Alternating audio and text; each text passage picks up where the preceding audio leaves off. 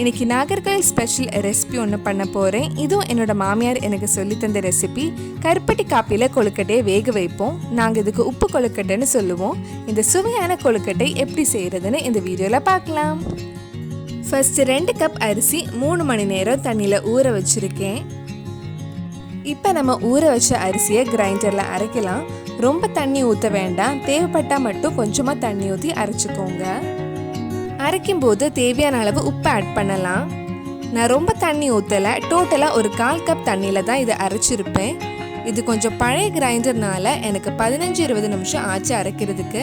நீங்கள் அரைக்கும் போது ரொம்ப நைஸாக அரைக்க வேண்டாம், கொஞ்சம் நரன்னு அரைச்சிக்கோங்க. இந்த மாதிரி அரைச்சதுக்கு அப்புறம் கடைசியாக 1 கப் துருவின தேங்காய் சேர்த்து ஒரு 2 நிமிஷம் அரைச்சதுக்கு அப்புறம் மாவு கிரைண்டர்ல இருந்து எடுத்துடலாம். நாகர்கோயில் ஸ்பெஷல் ரெசிபிஸ் உங்களுக்கு பார்க்கணுன்னா அதோட லிங்க் கீழே டிஸ்கிரிப்ஷனில் இருக்குது. அந்த வீடியோஸும் போய் பாருங்கள். அடுத்தது கருப்பட்டி காப்பி ரெடி பண்ணலாம்.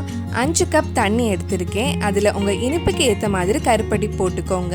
நான் 1/4 கிலோ கருப்பட்டி எடுத்திருக்கேன். இது கூட கடையில் வாங்கின காப்பி தூள் இருந்தால் போட்டுக்கோங்க. இல்லாதவங்க ஒரு மிக்சி ஜாரில் 1 டீஸ்பூன் மல்லி, 1/4 டீஸ்பூன் நல்ல மிளகு, 1/2 டீஸ்பூன் ஜீரகம், 1/4 டீஸ்பூன் சுக்கு பொடி ஆட் பண்ணி இந்த மாதிரி நல்லா பவுடர் பண்ணி எடுத்துக்கோங்க. கருப்பட்டி தண்ணியில் கரைஞ்சிடுச்சு. இப்போ நம்ம பவுடர் பண்ணது இதில் ஆட் பண்ணி ஒரு 5 நிமிஷம் நல்லா கொதிக்க விடலாம். கொழுக்கட்டைக்கு தேவையான அளவு தான் பொடிச்சு வச்சுருக்கேன். இந்த மாதிரி நிறைய பொடிச்சு வச்சா உங்களுக்கு டெய்லி கருப்பட்டி காப்பி செஞ்சு குடிக்கலாம். உடம்புக்கு ரொம்ப நல்லது. இது ஆஃப் பண்ணிட்டு தண்ணி கொஞ்சம் தெளிஞ்சதுக்கப்புறம் வடிகட்டி எடுக்கலாம். கருப்பட்டியில் சில டைம் கல் மண் ஏதாவது இருக்கும்.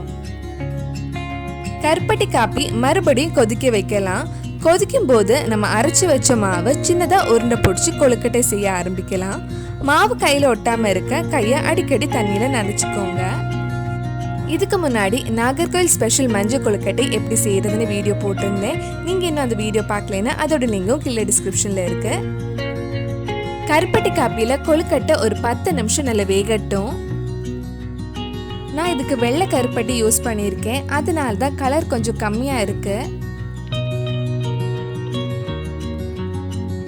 கொழுக்கட்டை வெந்துடுச்சு.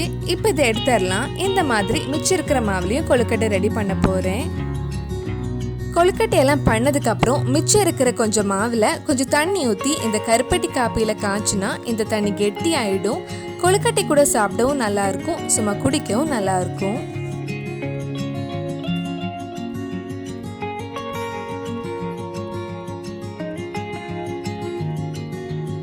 இப்போ இந்த பவுலில் கொஞ்சமாக மாவு இருக்குது. இதில் நம்ம மாவு அரைக்கும் போது கிரைண்டரில் இருந்து எடுத்த தண்ணியும் நம்ம கொழுக்கட்டை பண்ணும்போது கை நனைச்ச தண்ணி இருந்தால் இது கூட மிக்ஸ் பண்ணி கருப்பட்டி காப்பியில் ஊற்றலாம்.